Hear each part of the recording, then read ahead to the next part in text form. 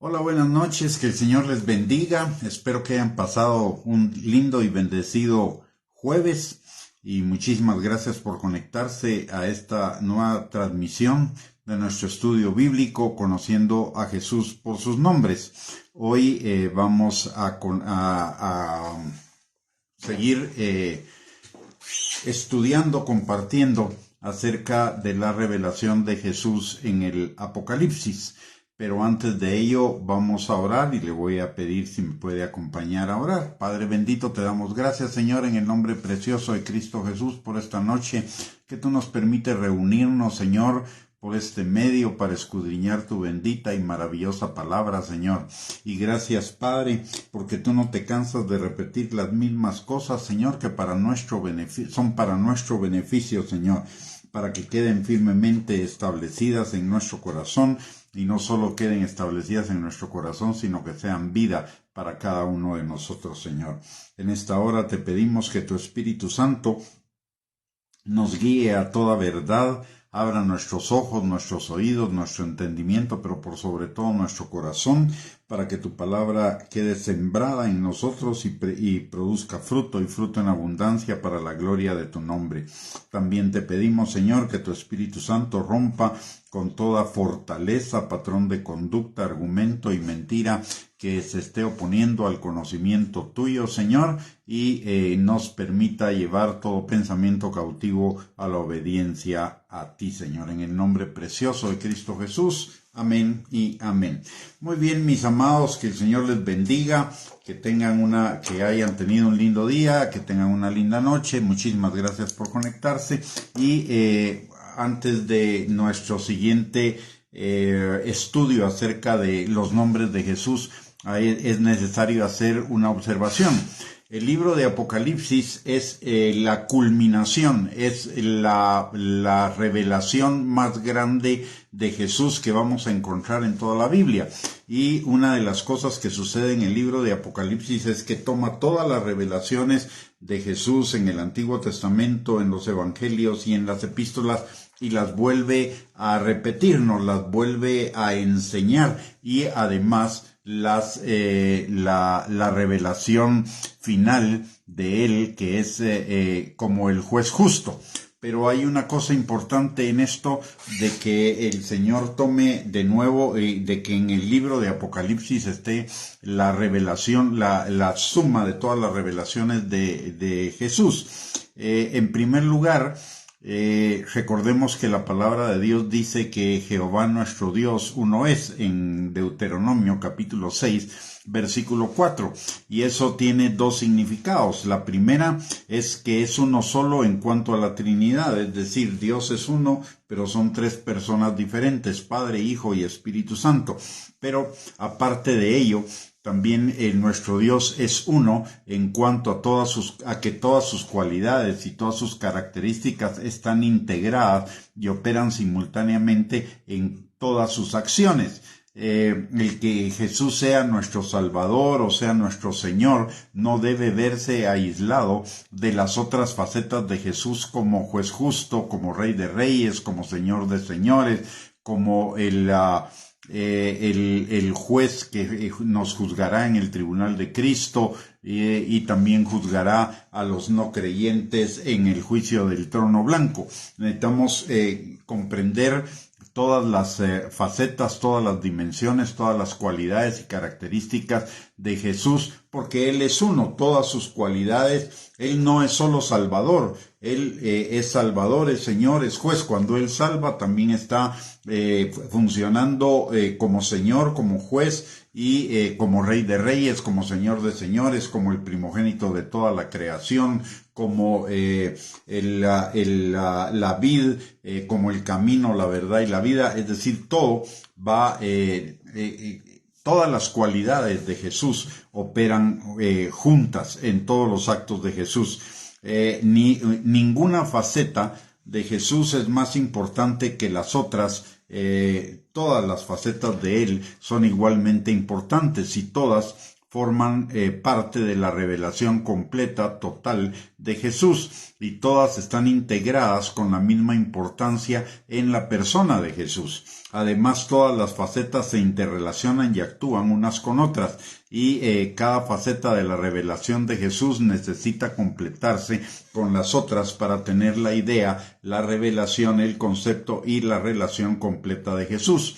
Por ello, necesitamos romper nuestra forma tradicional de pensar, nuestros paradigmas que usualmente utilizamos para conocer el mundo que nos rodea e interrelacionarnos con el mundo que nos rodea y principalmente con Dios. Por ejemplo, cuando nosotros conocemos a una persona que es ingeniero, y nos vamos a relacionar con él y le vamos a conocer como ingeniero, no como persona, no como padre, no como ciudadano, no como miembro de una organización, sino como ingeniero. Nos quedamos con una sola faceta que identifica a la persona y nos relacionamos solamente con una de ellas, no con la persona total. Y con el Padre, con el Hijo y con el Espíritu Santo hacemos lo mismo, pero no lo deberíamos hacer. Y no nos conviene hacer eso, porque como ya mencioné claramente, la palabra nos enseña que el Señor es uno, está integrado en todas sus funciones, capacidades, calidades, etcétera, etcétera. En Gálatas 3:20 también nos lo dice la palabra, que el mediador no lo es de uno solo, pero Dios es uno. Y ese uno implica que es íntegro, y la palabra integridad significa que Él es uno en cuanto a su carácter, a sus acciones, a su palabra, a todo lo que Él es y a todo lo que Él hace. No podemos separar una faceta de Él de las demás. Eso equivale a una unidad absoluta, total, perfectamente integrada y complementaria.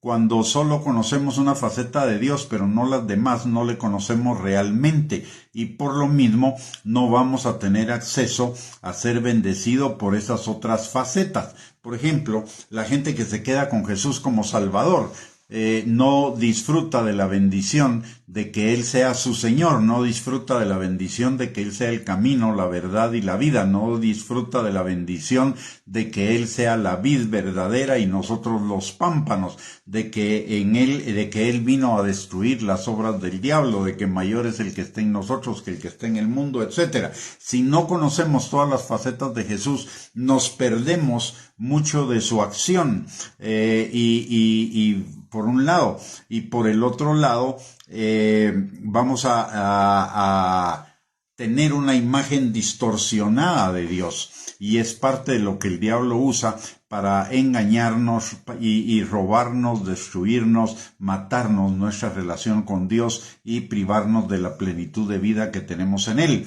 Por otro lado, también tener una perspectiva limitada de algunas de las cualidades de Jesús y no de todas es peligroso, porque podemos terminar siguiendo un evangelio diferente, otro evangelio, lo que significa que alguno podría no ser salvo creyendo que lo es. Recordemos lo que Pablo le dice a los Gálatas en el capítulo 1, versículos del 7 al 10. Dice, no que haya otro evangelio, sino que hay algunos que los perturban y quieren pervertir el evangelio de Cristo. Mas si aún nosotros, o un ángel del cielo, os anunciara otro evangelio diferente del que les hemos anunciado, sea anatema. Como antes hemos dicho, también ahora lo repito, si alguno les predica diferente evangelio del que han recibido, que está en la palabra, la totalidad de la palabra, sea anatema. Y esto es porque buscamos un evangelio a nuestra conveniencia, un evangelio a nuestro gusto, un Dios a nuestro gusto, un Dios al que podamos manejar, manipular, controlar, etcétera. Y eso no es así.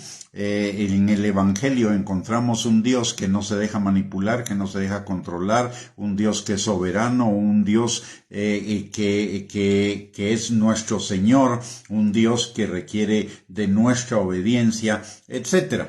Entonces,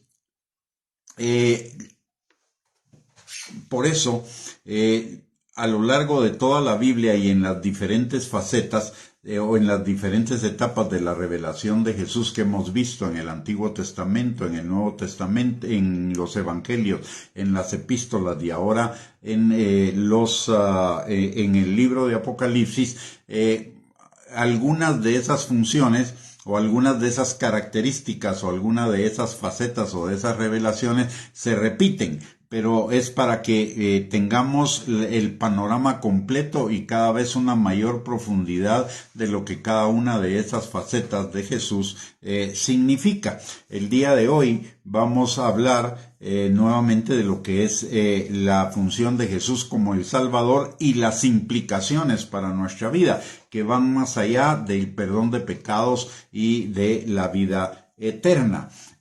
Aunque la función de Jesús el Salvador se refiere a una sola función en sentido estricto, es virtualmente una función múltiple que se integra con la función de señorío, con la función de juez, con todas las demás funciones de Jesús, nuestro pastor, nuestro proveedor, nuestro protector, en quien vivimos, nos movemos y somos. Algunas de las especificidades de la faceta de Jesús como Salvador es la expiación por el pecado y su condena. ¿Y qué significa la expiación? Expiación significa que Él pagó el precio de nuestra condena. Él expió nuestra culpa. Él pagó la culpa en lugar de cada uno de nosotros, el inocente por los culpables. ¿Para qué? Para que nosotros los culpables fuéramos declarados inocentes delante de Dios. Y Él recibió nuestra condena. La condena que nosotros merecíamos era la muerte, porque la paga del pecado es muerte.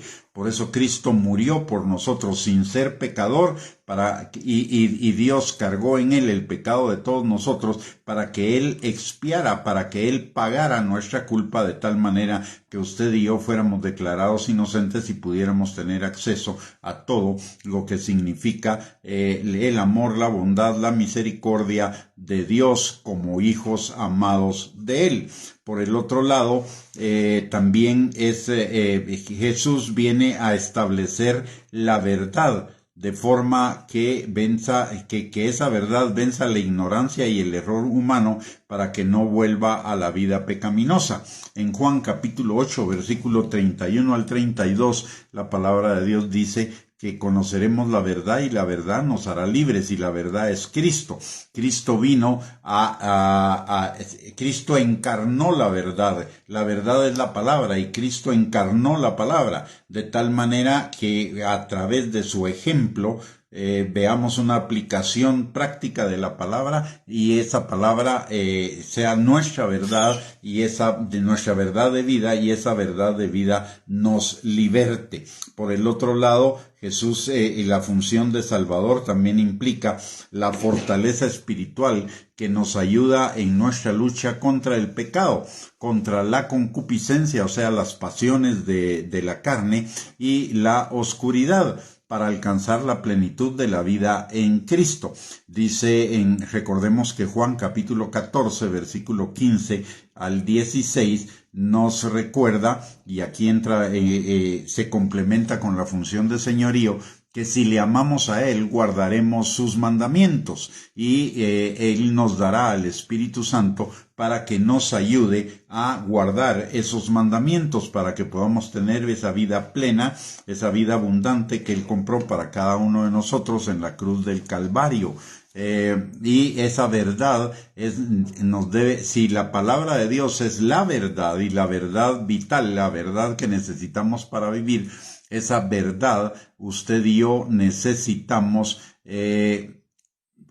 interiorizarla, sacar toda la mentira de la vieja manera de vivir e interiorizar la verdad de Dios. Es a lo que se refiere la palabra en Romanos capítulo 12, versículo 2, que dice que no nos conformemos a este siglo, sino que nos transformemos por medio de la renovación de nuestro entendimiento, de nuestra mente, para que podamos comprobar cuál sea la buena voluntad de Dios, agradable y perfecta. Recordemos que en los evangelios Jesús no solo se manifiesta como el Señor y Salvador, sino se manifiesta también como el camino, la verdad y la vida. ¿Para qué? Para que esa verdad venga a renovar nuestro entendimiento para comprobar la buena voluntad de Dios agradable y perfecta. ¿Y cuál es la buena voluntad de Dios agradable y perfecta? La vida abundante, la vida próspera, esos planes que Dios tiene para nosotros, planes de bien y no de mal, para darnos un futuro y una esperanza,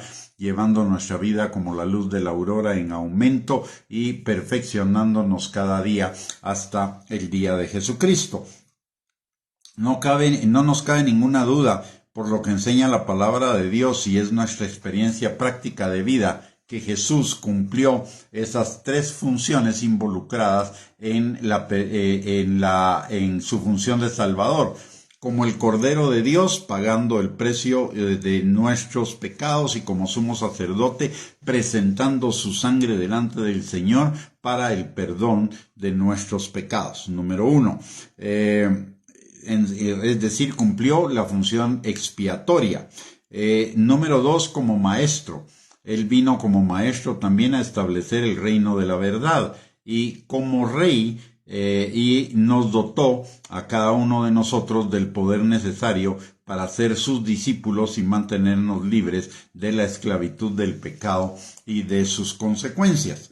La salvación tiene un significado bíblico más allá del perdón de pecados y de la vida eterna. El perdón esas dos frases, perdón de pecados y vida eterna, va mucho más allá de lo que sugieren las palabras.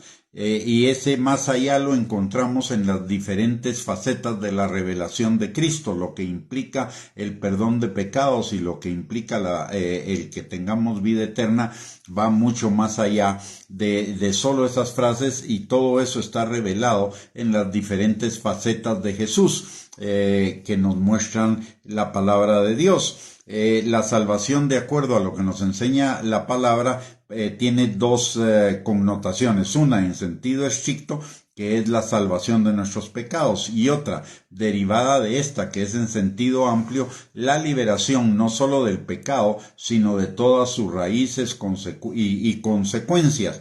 Jesús vino a rescatar todo lo que se había perdido, y lo que se perdió no solo fue en la caída. Vemos en Génesis 3, no solo se perdió nuestra relación con Dios, sino también se perdió la relación con nuestro prójimo, también se perdió la relación con la naturaleza, se perdió el orden de Dios para la familia, para el gobierno,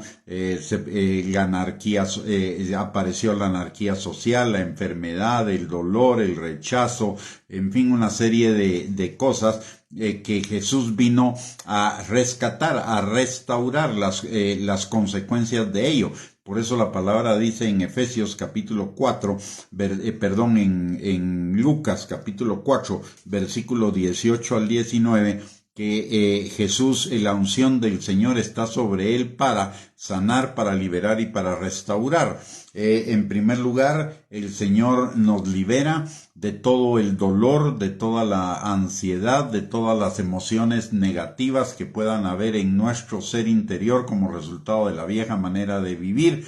Y no solo nos libera de ellas, sino que además sana todas las consecuencias, todo el dolor, y nos restaura al propósito de la vida en Dios, de esa vida plena, de esa vida abundante, de esa vida próspera, de esos planes de bien que Él tiene para cada uno de nosotros. O sea, la salvación implica además la sanidad, la restauración y la liberación de todas las consecuencias de la vieja manera de vivir, que son prácticamente el resultado de que se nos robó por la caída, por el pecado, la vida abundante que Dios quería que como seres humanos viviéramos si no hubiera entrado el pecado en el mundo.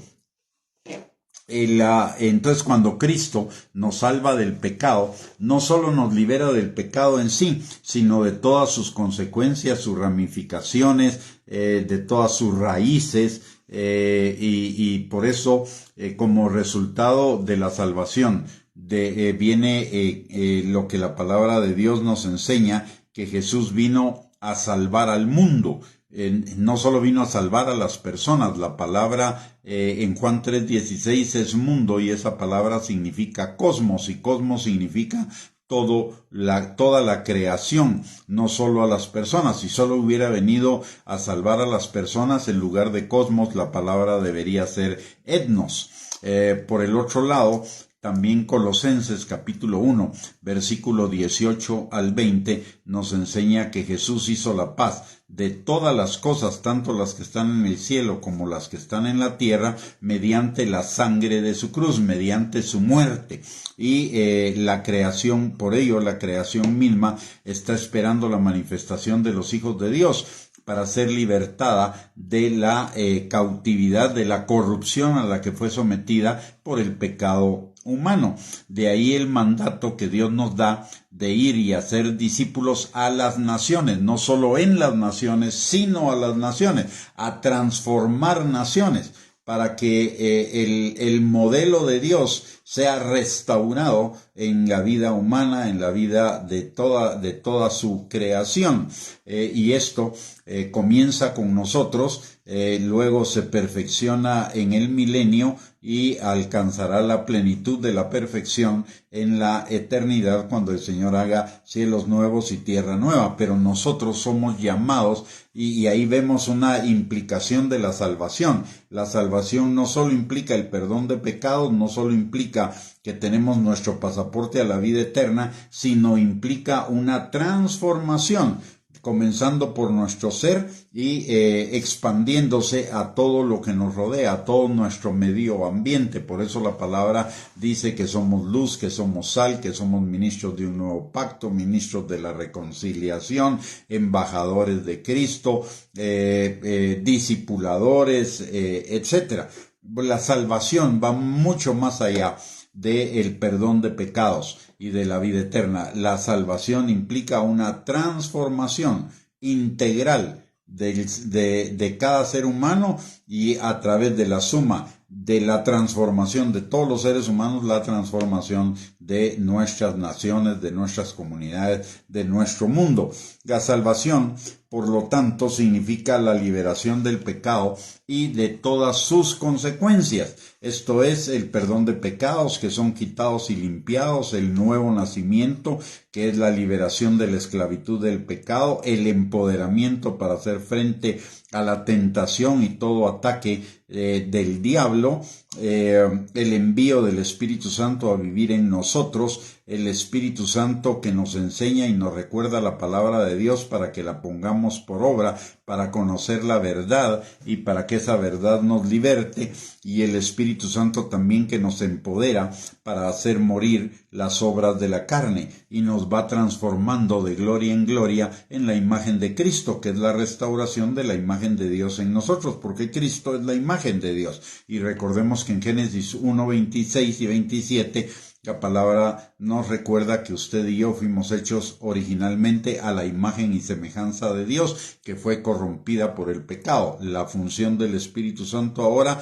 es retornarnos a esa imagen y semejanza de Dios a través del poder, a través de la palabra, a través de la revelación, de la unción, de los dones, de la enseñanza, etcétera. Por el otro lado, también la salvación implica la posibilidad de que usted y yo vivamos la vida, y la vida en abundancia, resultante de la obediencia a la palabra de Dios. viviendo bajo el señorío de Cristo. Esa es una de las razones por las cuales al diablo no le interesa que usted y yo conozcamos que Jesús es el Señor y que Jesús es el juez justo. A él ya no puede evitar que seamos salvos, pero sí puede evitar que usted y yo prosperemos, nos desarrollemos en esa salvación de Dios y nos quedemos viviendo en el nivel de una vida por debajo de lo que Dios tiene como propósito para nosotros. Si nosotros nos quedamos solo con la faceta de Jesús el Salvador, pues simple y sencillamente no vamos a tener acceso a esa vida abundante, a esa transformación, a esa nueva a vivir los resultados de una nueva naturaleza, a vivir los resultados de la liberación y el empoderamiento contra el pecado, etcétera. Vamos a quedarnos en lo básico de la salvación y no vamos a llegar al pleno desarrollo de todo lo que la salvación implica, porque una de las cosas con las que el diablo ha engañado al pueblo de Dios es pensar que la salvación solo se trata del perdón de pecados y ya está, y la vida eterna hasta para vivirla hasta después en la eternidad. Pero la salvación que implica la vida eterna implica una vida que comenzamos a vivir desde el momento de la salvación, que se va desarrollando y desenvolviendo en la vida terrenal y se perfecciona en la eternidad. Mucha gente tiene la idea de que la vida eterna es para vivirla solamente en la eternidad, no para vivirla aquí en la tierra, y eso es resultado de un engaño del diablo. El diablo, recordemos que viene para robar, matar y destruir. No nos puede salvar, no nos puede robar la salvación, pero sí nos puede robar la calidad de vida derivada de la salvación, o que debería derivar de la salvación. Y eso, la vida eterna, implica sanidad física. Recordemos que en Isaías 53, versículos 4 al 5, la palabra de Dios dice: ciertamente llevó él nuestras enfermedades y sufrió nuestros dolores, y nosotros le tuvimos por azotado, por herido de Dios y abatido. Mas el herido fue por nuestras rebeliones, molido por nuestros pecados, el castigo de nuestra paz fue sobre él, y por su llaga fuimos nosotros curados.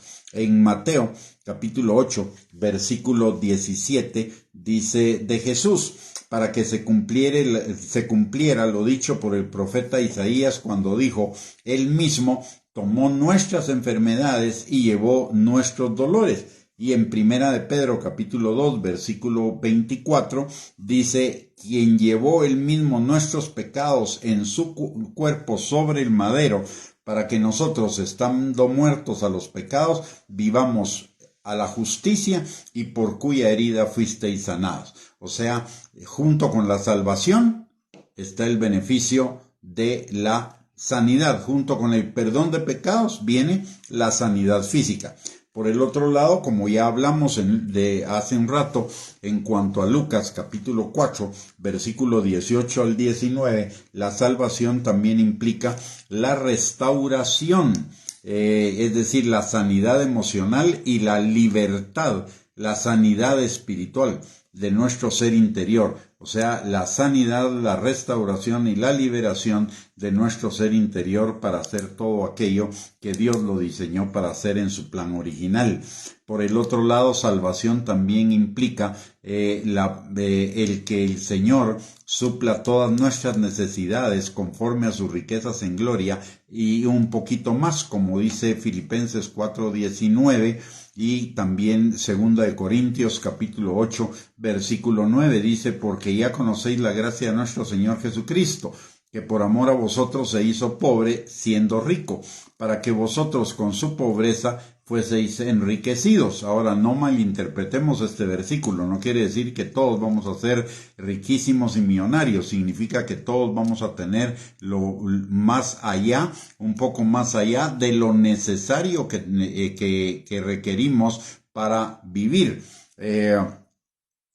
También nos lo dice en 2 de Corintios capítulo 8, versículos del 13 al 15, dice: Porque no digo esto para que haya para otros holgura y para vosotros estrechez, sino para que en este tiempo, con igualdad, la abundancia vuestra supla la escasez de ellos, para que también la abundancia de ellos supla la necesidad vuestra, para que haya igualdad. Como está escrito, el que recogió mucho no tuvo más, y el que poco no tuvo menos.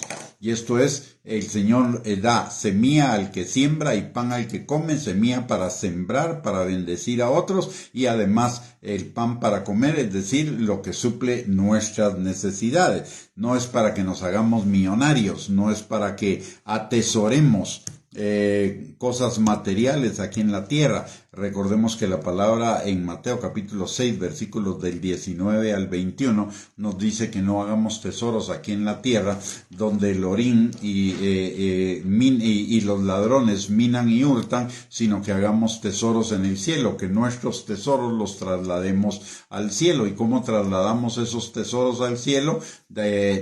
Ofrendando, diezmando, dando primicias, bendiciendo a los que están en necesidad, etcétera. Todas las formas que la palabra de Dios nos enseña para dar. Hay más de 10 formas de dar en la palabra de Dios. Están los diezmos, las primicias, el dar a los pobres, el dar a nuestros padres como una forma de honra, el honrar a nuestros guías espirituales, está el ofrendar para proyectos especiales de la iglesia, ofrendar para las misiones, ofrendar para nuestros hermanos en la fe que están teniendo necesidad.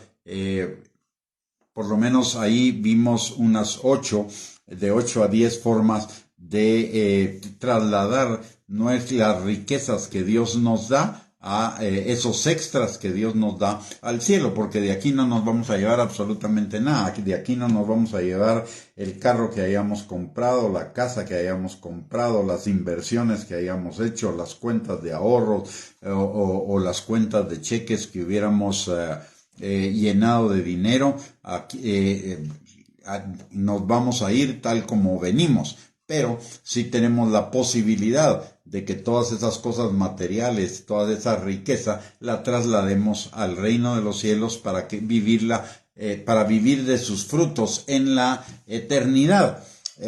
Por el otro lado, la salvación también implica la prosperidad, es decir, el crecimiento, el desarrollo en todas las áreas de nuestra vida, en nuestra vida personal con Dios, en nuestra vida personal, nuestra relación con las demás personas, nuestra vida familiar, laboral, nuestras finanzas, nuestro trabajo, etcétera. Es que nos vaya bien en todas las cosas. El término prosperidad en la Biblia significa que nos vaya bien en todo lo que hacemos, la habilitación de Dios para que nos vaya bien en todas las cosas que hagamos. Por eso dice la palabra en el Salmo 1, versículos del 1 al 3, dice que meditemos en la palabra de día y de noche, y tengamos en ella nuestra delicia, porque entonces seremos como árboles plantados junto a corrientes de agua, que dan su fruto a su tiempo, su hoja no cae, y todo lo que haga prosperará. Y en tercera de Juan, capítulo 1, versículo 2, la palabra de Dios dice que como parte de la salvación, el Señor desea que seamos prosperados en todas las cosas y tengamos salud, así como prospera nuestra alma. O sea, la salvación implica la prosperidad de nuestra alma. ¿Y qué es la prosperidad de nuestra alma? La transformación de toda nuestra manera de pensar, de sentir, de nuestras emociones, de nuestras actitudes, de nuestras motivaciones, todo lo que implica nuestra mente y adaptándola a lo que dice la palabra de Dios. Por el otro lado, también la salvación implica relaciones sanas. Colosenses capítulo 3, versículos del 12 al 15 nos dice: vístanse pues como escogidos de Dios, santos y amados, de entrañable misericordia, de benignidad, de humildad, de mansedumbre, de paciencia, soportándose unos a otros y perdonándose unos a otros si alguno tuviera una queja contra otro. De la manera que Cristo nos perdonó, así también háganlo ustedes. Y sobre todas esas cosas vístanse de amor, que es el vínculo perfecto. y la paz de Dios gobierne en sus corazones, a la que asimismo fueron llamados en un solo cuerpo, y sean agradecidos. Si ustedes se dan cuenta, aquí está hablando de una transformación total de nuestras vidas, está hablando de frutos espirituales en nuestra vida, que son como resultado de la salvación, que implica una nueva naturaleza, un nuevo nacimiento y un nuevo enfoque en todas las áreas de nuestra vida. Aparte de ello, también como la salvación implica la transformación de los frutos de nuestra vida. ¿Por qué? Porque el fruto del Espíritu es amor, gozo, paz, paciencia, benignidad, bondad, fidelidad, mansedumbre, templanza. Implica también la seguridad, la protección, la fortaleza, la aceptación, etcétera, que son necesidades emocionales fundamentales, básicas del ser humano. Dice la palabra en Efesios capítulo 1, versículo 6, dice que el Señor nos hizo aceptos en Cristo, es decir, no nos rechaza, nos acepta en Cristo Jesús, y la aceptación es una necesidad básica del ser humano, lo mismo que el amor, y el Señor nos ama con amor eterno, dice la palabra en Jeremías 31:3, y nos lo demostró enviando a su Hijo para que todo aquel que en él crea no se pierda, mas tenga vida eterna. También en Efesios capítulo 1, versículo 13 al 14, el Señor nos da la seguridad y dice la palabra: en él también ustedes, habiendo oído la palabra de verdad, el evangelio de su salvación, y habiendo creído en él, fueron sellados con el Espíritu Santo de la promesa, que es las arras, el enganche de nuestra herencia, hasta la redención de la posesión adquirida para la alabanza de su gloria, es decir, de la garantía de que usted y yo vamos a llegar a la eternidad, a la plena redención, a la perfecta redención de todas las cosas, cuando ya no haya más pecado, ni más dolor, ni más corrupción, ni más vieja naturaleza, nada de nada, cuando seamos plenamente perfeccionados en Cristo. Por el otro lado, la palabra en Romanos capítulo 8, versículos del 31 al 39, nos aseguran la victoria sobre toda circunstancia en nuestra vida. Dice la palabra: ¿qué pues diremos a esto? Si Dios es por nosotros, ¿quién contra nosotros? El que no escatimó ni a su propio Hijo, sino que lo entregó por todos nosotros, ¿cómo no nos dará con él también todas las cosas? ¿Quién acusará a los escogidos de Dios si Dios es el que justifica? ¿Quién es el que condenará si Cristo es el que murió, más aún el que también resucitó, el que además está a la diestra de Dios, el que también intercede por nosotros? ¿Quién nos separará del amor de Cristo? ¿Tribulación, angustia, persecución, hambre, desnudez, peligro o espada? Como está escrito: por causa de ti somos muertos todo el tiempo, somos contados como ovejas de matadero. Antes, en todas estas cosas, somos más que vencedores. No quiere decir que no vayamos a pasar por algunas de ellas, pero seremos más que vencedores por medio de aquel que nos amó. Por lo cual, estoy seguro de que ni la muerte, ni la vida, ni ángeles, ni principados, ni potestades, ni lo presente, ni lo porvenir, ni lo alto, ni lo profundo, ni ninguna otra cosa creada nos podrá separar del amor de Dios que es en Cristo Jesús, Señor nuestro. Y esto es el resultado de la adopción. Cuando usted y yo somos salvos, somos adoptados como hijos de Él. Y esa adopción es irreversible. Esa adopción es segura. Esa adopción no puede ser vuelta atrás. Nada nos puede separar del amor de Dios, que es en Cristo Jesús, a nosotros que somos sus hijos por salvación. Si nos damos cuenta, todo esto implica la salvación. La salvación no es solamente el perdón de pecados y esperar que algún día nos vayamos a la eternidad con Cristo y entonces todo va a cambiar allá. Las cosas pueden cambiar aquí. La salvación implica una transformación de vida. No solamente implica que el Señor perdonó nuestros pecados, sino implica una transformación total de vida. Por eso necesitamos entender todo lo que Jesús es y todas las facetas de Jesús interrelacionadas para que podamos ver más allá de lo que simple y sencillamente entiende la mayor parte de la gente. Como dije anteriormente, la mayor parte de la gente solo piensa en la salvación como perdón de pecados y un sello en el pasaporte para entrar en la eternidad cuando nos muramos, pero la salvación va mucho más allá de ello. Salvación es equivalente a vida eterna, y vida eterna significa una vida en la mayor plenitud posible aquí en la tierra y la mayor aproximación posible a lo que vamos a vivir en la eternidad, con la salvedad de que aquí todavía tenemos que enfrentar aflicciones, pruebas, tenemos que enfrentar la corrupción, el pecado, etcétera, mientras que en la eternidad esas cosas ya no existirán y todo será perfecto. Aquí es una perfección que se va desarrollando a lo largo de nuestras vidas, en la cual usted y yo tenemos nuestro papel que hacer y es nuestra preparación para la eternidad que viviremos cuando partamos de este mundo. De la misma manera que un bebé se prepara 9 meses en el vientre de su madre para nacer y vivir en el mundo, de la misma manera nosotros, esta vida terrenal, es el vientre que nos está preparando para la vida eterna. De la mejor manera que nos desarrollemos en esta vida, de la misma manera que el embrión en el útero materno, de la mejor manera que se desarrolle, se fortalezca y todo va a estar mejor preparado para la vida aquí en la tierra, de la misma manera, de la mejor forma que usted y yo nos preparemos, nos fortalezcamos, nos afirmemos en la vida en Cristo, vamos a estar preparados para una mejor eternidad en el futuro. Así que como vimos el día de hoy, la salvación en Cristo Jesús implica muchísimo más que solamente el perdón de pecados y sellar nuestro pasaporte para la eternidad.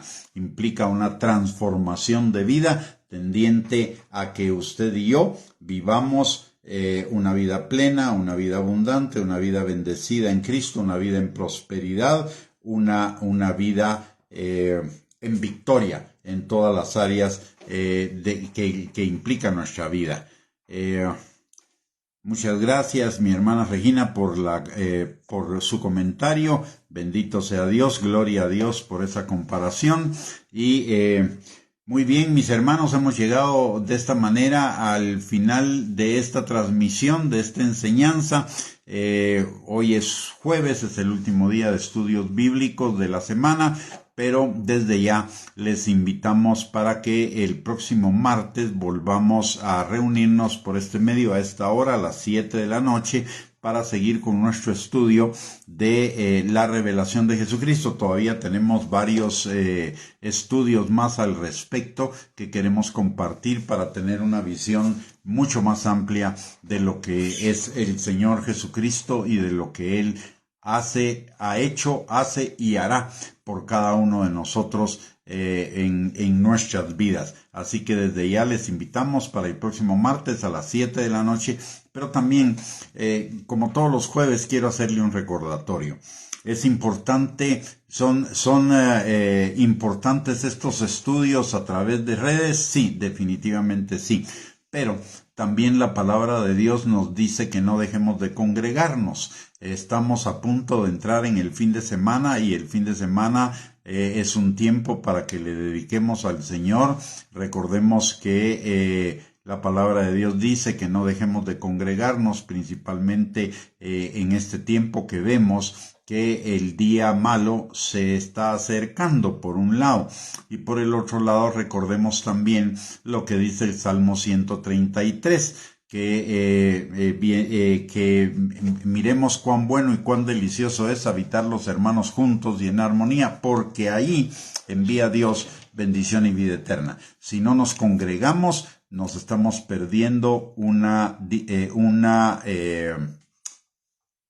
regalo de bendición y de vida eterna que Dios tiene específicamente para nosotros en medio de la congregación. Así que le animo y le exhorto a congregarse, y si no tiene una congregación, a buscar una congregación donde le enseñen la palabra de Dios, donde le afirmen, le fortalezcan y le establezcan en Cristo.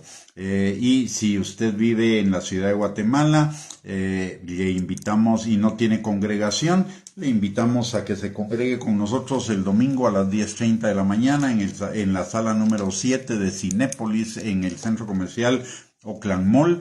Ahí estamos a la orden para bendecir su vida. Muy bien, con esto hemos llegado al final de este estudio. Espero que haya sido de bendición para usted. Si fue de bendición para su vida, compártalo con sus contactos. Siéntase en la libertad de compartirlo con sus contactos en las redes sociales para que también ellos sean bendecidos. Y esperamos volvernos a reunir el próximo martes, si Dios lo permite, a las 7 de la noche para continuar con este estudio. Y le recuerdo también que todos los días, de lunes a sábado, generalmente de lunes a viernes y eventualmente también los sábados, tenemos por la mañana una pequeña transmisión de 10 minutos máximo, que le llamamos Perlas de la Palabra, donde compartimos algunas enseñanzas específicas de la palabra que bendigan nuestras vidas, para que podamos meditar en ellas, para que podamos ponerlas en práctica. Así que le invitamos también a sintonizarnos por las mañanas. Generalmente es a eso de las 9 de la mañana, pero la grabación queda grabada en la página, así que la puede ver a cualquier hora. Bendiciones para cada uno de ustedes. Muchísimas gracias por sus comentarios en la transmisión. Que el Señor les bendiga, les guarde, que tengan un bendecidísimo fin de semana, que esta noche sea una noche de descanso y que el día de mañana todo lo que hagan sea de bendición para la gloria de Dios y para bendición de sus vidas y de quienes les rodeen. Un abrazo para todos. Y gloria a Dios por lo que Dios haga con esta palabra en el corazón de cada uno de nosotros. Bendiciones y un abrazo.